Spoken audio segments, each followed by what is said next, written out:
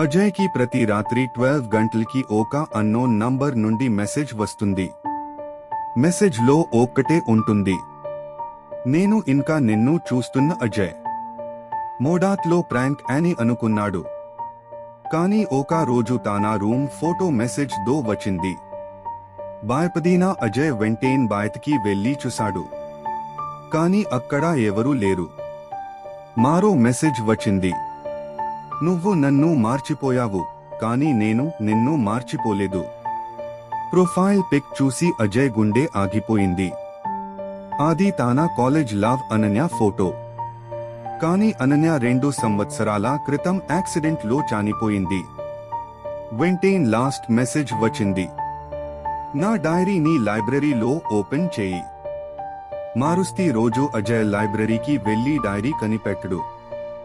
డైరీలో ఒక లెటర్ ఉంది, నేను చనిపోయే ముందు కూడా నిన్ను ప్రేమిస్తూ ఉన్నా. లెటర్ చదివిన అజయ్ కన్నీళ్లు ఆపుకోలేకపోయాడు.